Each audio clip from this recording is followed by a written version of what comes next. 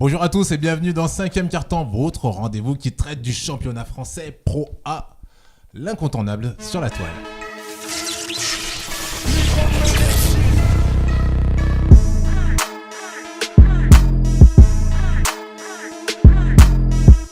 Merci à vous d'être avec nous pour cette nouvelle journée avec plein de rebondissements. Et pour parler de cette nouvelle journée, je suis accompagné des incontournables et fantastiques et merveilleuses Amélie. Salut Nas. Et Émilie. Salut Nas. La forme ?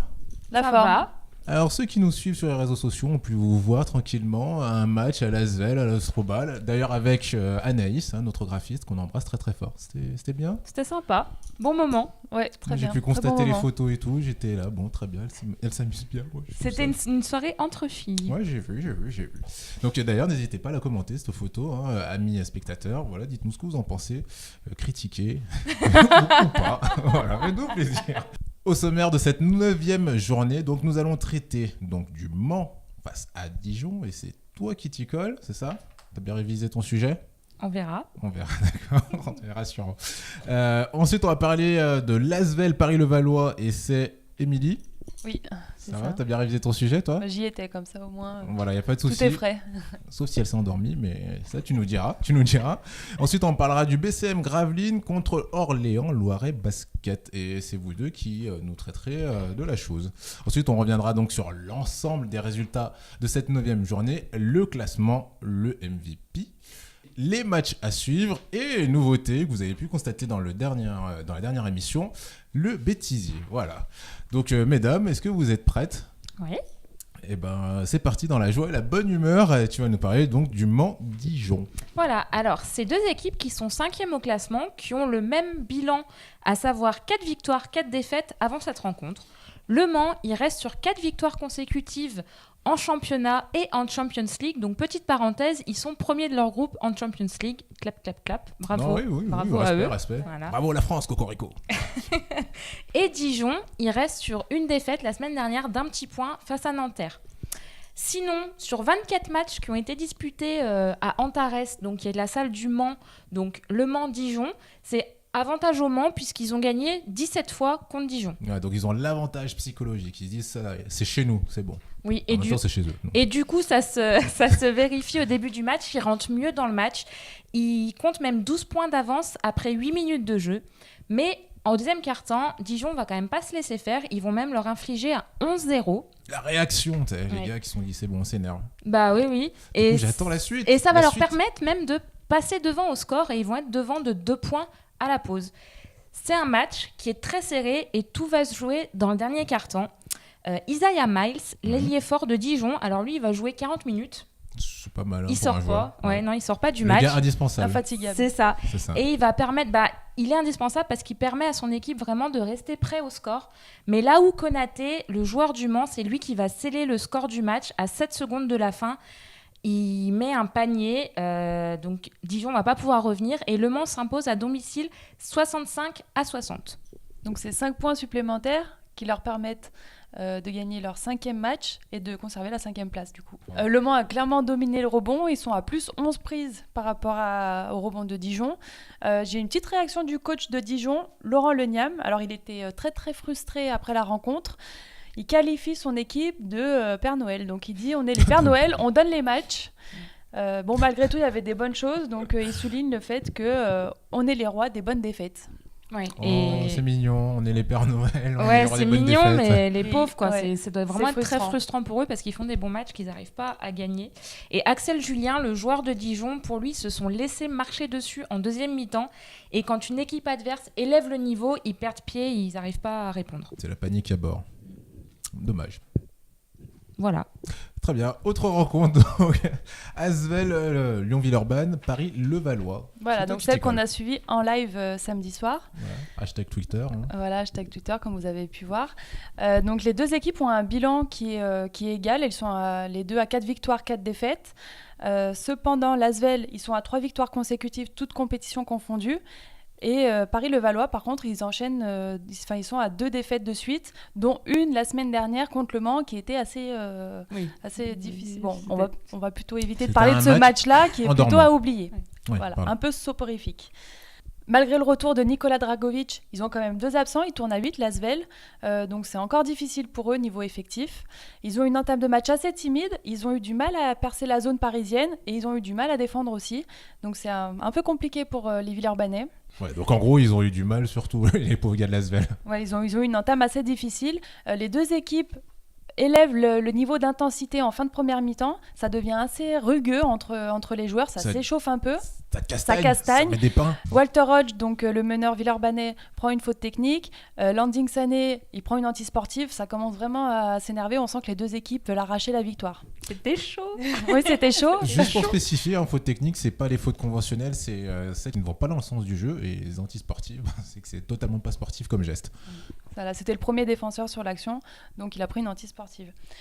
À la mi-temps, c'est Paris qui est devant, de plus 3 points. Retour sur les parquets, l'Asvel continue d'essayer d'accrocher le match. Ils arrivent à égaliser à 29 minutes. Donc c'était dur, mais ils y sont quand même arrivés. Malheureusement, ils n'arriveront pas à passer devant. Malgré le fait qu'ils se créent vraiment des opportunités de shoot, les shoots ne rentrent pas, leurs tirs ne rentrent pas, à l'image de ceux de Watkins et Noah qui loupent des paniers tout cuits, qui auraient permis des gros caviars qui auraient permis à l'Asvel de passer devant. Bon, voilà, ils n'y arrivent pas, ça voulait pas, c'était un jour sans. Alors que la première mi-temps côté parisien était drivée par un Poirier-Labéry aérien et en feu dans la raquette, donc c'est 2 intérieurs de Paris-Levallois. À savoir que Louis Labéry a pris 10 de ses 12 rebonds à la première mi-temps, donc ça montre que clairement il était présent et je pense qu'il a dominé la raquette. La fin du match côté parisien a été drivée par un Louis Campbell, Jason Rich, donc 2 ailiers qui étaient en feu aussi. Louis Campbell, il finit MVP de la rencontre, il marque 13 points, 9 rebonds, 4 passes décisives. Il a fini avec 20 d'évaluation, donc c'est plutôt pas mal. Paris l'emporte 60-66. C'est leur première victoire à l'extérieur cette année. Ouh, champagne. Voilà, champagne. Mais bon, pas trop de champagne parce qu'ils finissent quand même la rencontre avec seulement 32% au tir, donc c'est pas non plus c'est dégueulasse. Ah non, ils ont raté beaucoup de tirs. C'était pas super. D'accord, pas très adroit. Et c'est la première victoire de Paris à Villeurbanne depuis 2011. Donc là, ça fait quand même du bien. Voilà. Double tournée. Oui, un commentaire dessus. Alors moi j'ai des petites réactions de coach. Alors un coach content, un coach pas content. Je vous laisse deviner. Alors le coach pas content, c'est celui de l'Asvel forcément. Bon, il reconnaît quand même que Paris a le mérite d'avoir tenu tout au long du match, même à chaque fois où il revenait. Ils ont fait défensivement leur match, il n'y a pas de problème de ce côté-là parce qu'ils limitent Paris à 66 points. Par contre, c'est côté offensif que ça a pas fonctionné. Ils n'ont pas sanctionné quand ils avaient l'occasion. Et de l'autre côté, Frédéric Fautou, alors lui, il est content pour son équipe parce qu'ils ont prouvé qu'ils pouvaient gagner. Maintenant, il faut qu'ils montrent qu'ils peuvent confirmer. Et il est aussi ravi pour son joueur Louis Campbell parce qu'il a marqué le 3 points décisif, donc qui permet à Paris de s'imposer. Ça lui fait plaisir parce que par rapport à son rôle de leader et aussi par rapport à ce que Louis Campbell avait vécu en juin dernier, donc face à l'Asvel, à savoir il avait perdu le titre de champion de France parce qu'il jouait à Strasbourg à l'époque.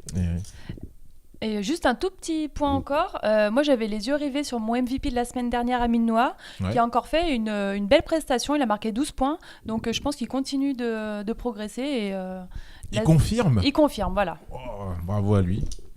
Autre match pour cette 9e journée, on va parler donc de Gravelines Dunkerque contre Orléans Loiret Basket. Et c'est toi, Émilie, qui commence. Oui, c'est ça. Pour une fois. Pour une fois. Alors, Gravelines-Orléans, c'est le 12e Gravelines, donc qui reçoit le 15e. Le 15e qui est diminué par les blessures. Ils ont 3 joueurs blessés. Les 2 équipes sont à 3 victoires pour 5 défaites. Donc, c'est un peu compliqué pour les deux. Bilan moyennasse. Voilà, bilan moyennasse. Alors les Maritimes, donc Gravelines Dunkerque, ils rentrent bien dans leur match. Ils mènent déjà de 10 points à la fin du premier quart-temps. Et ils ne vont pas laisser beaucoup de chance aux Orléanais puisqu'ils vont même mener de 21 points à la mi-temps. Alors Christian Monchot, le coach de Gravelines, il dit quand même attention parce que 21 points, ça peut être un score dangereux s'ils ne mettent pas la même intensité en deuxième mi-temps. Mais bon, le coach a bien fait passer le message à ses joueurs puisqu'en fait, ils vont imposer une très très lourde défaite à Orléans de 42 points. Ils s'imposent 99 à 57. C'est le carton de la journée, ça. Oui. Donc c'était une victoire qui était plutôt collective. C'était une belle victoire collective, c'est pas plutôt. Et contrairement à Paris qui s'est imposé avec 32% au tir, eux ils sont quand même à 62% de réussite au tir. Donc c'est plus que Bravo. correct. c'est pas mal. Ouais, c'est pas mal du 25 tout. passes décisives collectives, donc ça aussi c'est pas mal. On peut souligner Aaron Sell a fini MVP de la rencontre, sa belle prestation. Il a 19 points marqués, dont 5 sur 5 aux 3 points. Il finit avec 24 d'évaluation. Et le deuxième joueur que je voulais mettre en avant côté Gravelines Dunkerque, c'était le jeune Adam Mokoka. Il a seulement 18 ans, c'est sa première apparition sur les parquets cette année. Il a marqué 11 points en 18 minutes. Donc il a fait une belle prestation pour 18 minutes, ouais, c'est correct. Voilà. Pour un premier match, ouais. c'est ça. Par contre, côté Orléans, c'est un match à oublier. Ils perdent 17 ballons, ils marquent 57 points, ils en encaissent 99. Il n'y a pas grand-chose pour eux à retenir de ce match-là. Par contre, il y a toujours une belle performance de Marcellus Sommerville. Il finit avec 19 d'évaluation. Et du coup, Gravelines se rapproche du top 8 alors que Orléans, eux, s'enfoncent au classement. Eh bien, nous allons passer aux autres résultats de cette 9e journée. Hier, Toulon perd à domicile face à Chalon-sur-Saône 59-69.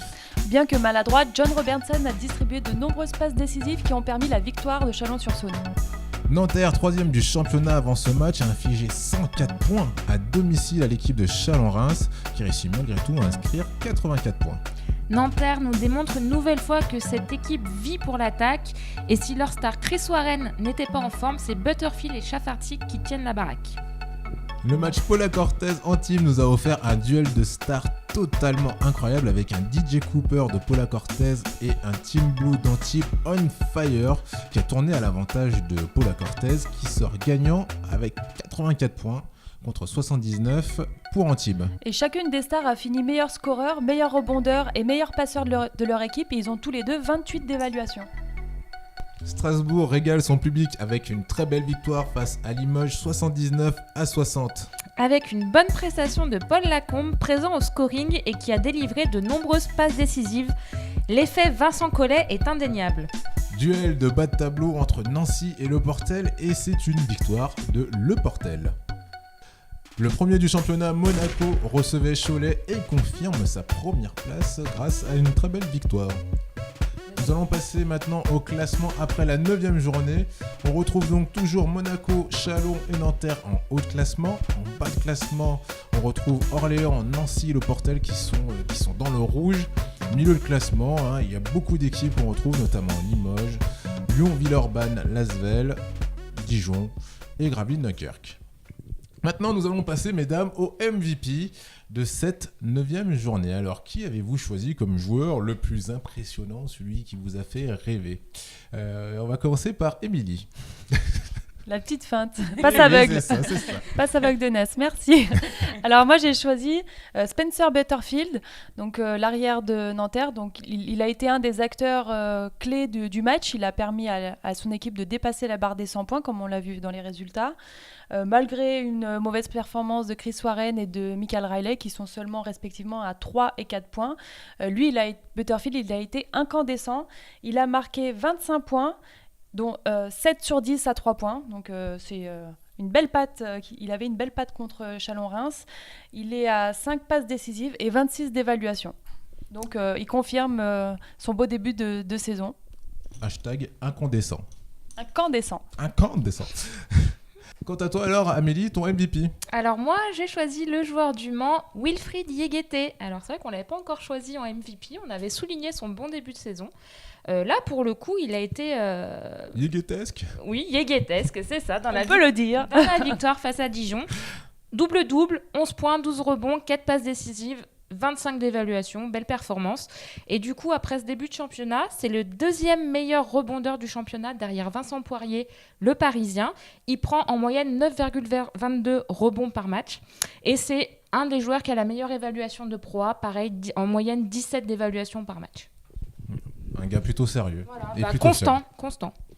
Quant à moi, mon MVP, puisque vous me le demandez, il s'agit de DJ Cooper, comme à mon habitude, j'ai presque envie de Le dire. petit chouchou de Nas. Mais il faut dire qu'il est juste, encore une fois, énorme. Cooperesque, ouais, on pourrait le dire. Puisqu'il a marqué 18 points contre Antibes, 6 rebonds, 8 passes décisives, 28 d'évaluation. Donc je le rappelle, DJ Cooper qui est le meneur de Polak Orthez. Et il revient de blessure. Il revient de blessure. Il s'était pris un petit pain, ouais, c'est vrai. Maintenant, nous allons passer donc au match que vous conseillez pour la 10e journée. Alors moi, je vais suivre à la télé dimanche à 18h30 le derby Strasbourg contre Nancy. Sur SFR Sport 2. Alors moi, je conseille Chalon-sur-Saône, Pau. À mon avis, ça va être un match très offensif et il est diffusé lundi soir à 20h30. Quant à moi, je vous conseillerais de regarder le match Dijon-Asvel si vous êtes du côté de Dijon, puisqu'il n'est pas diffusé sur SFR. Très bien, on arrive à la fin donc de cette émission. Merci à vous, mesdames, d'avoir été ici présentes. Merci à toi, Nas. Avec tous vos conseils, vos informations. On se retrouve la semaine prochaine. N'hésitez surtout pas à réagir et à commenter tout ce que vous voyez sur la page de Basket Tout Terrain. On se retrouve pour de nouvelles aventures. À très bientôt. Ciao, ciao.